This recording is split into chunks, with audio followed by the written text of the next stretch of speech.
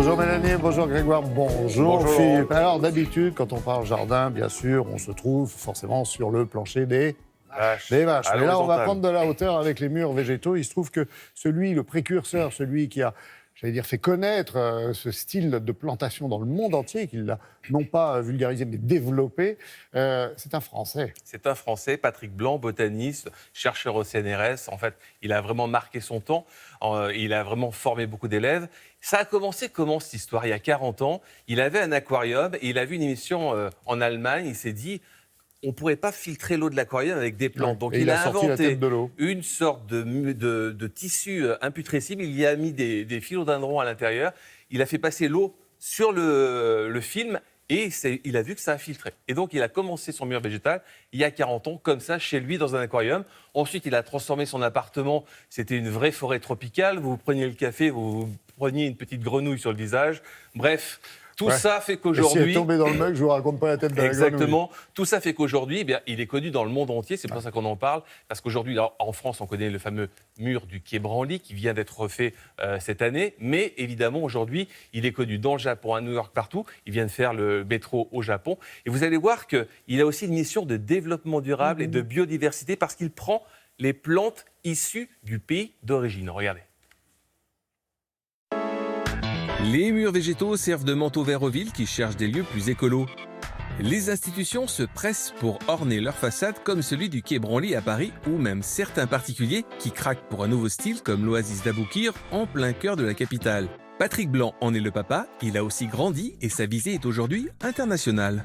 Au début, les gens étaient timides et les gens se demandaient, mais qu'est-ce que c'est? C'est un mec qui est chercheur, qui est un peu excentrique, qu'est-ce que ça va donner sur la durée?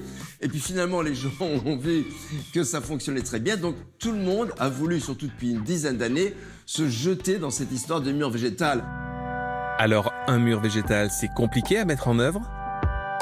Un mur végétal, ça n'est rien de plus qu'à graffer une serpillière sur une planche en plastique recyclé. Donc ça, c'est rien, le tout, c'est de savoir ce qu'on met sur la serpillière.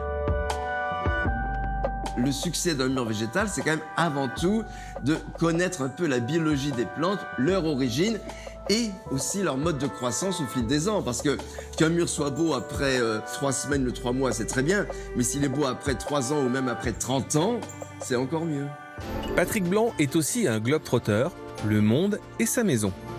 J'ai la chance de voyager énormément, toujours des nouvelles sources d'inspiration.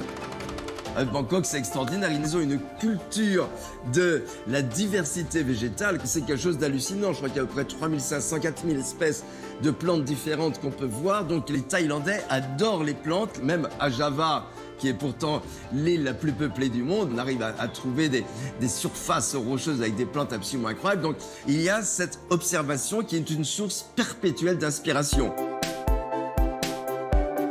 J'ai la chance en fait d'installer la vie où on ne l'attend pas. J'ai eu un très beau projet au Japon pour une station du train du Shinkansen.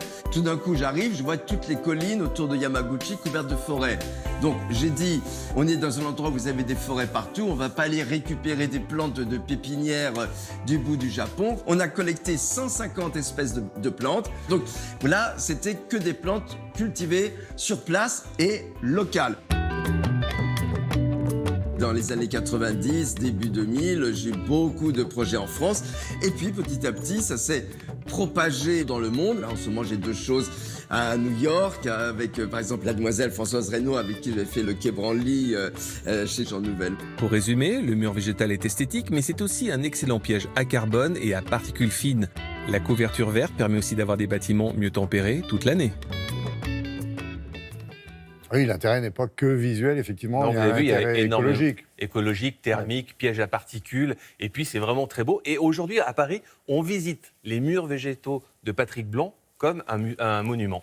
Oui, et puis on peut imaginer que les villes de demain, effectivement... Il n'y a pas un projet, d'ailleurs, qui sorte sur les villes du futur. En Italie, tout sera vert dans les grandes métropoles. On a même imaginé la reconstruction de certains pays qui étaient en guerre encore il n'y a pas si longtemps, Exactement. voire encore maintenant, avec du mur végétal. Merci beaucoup,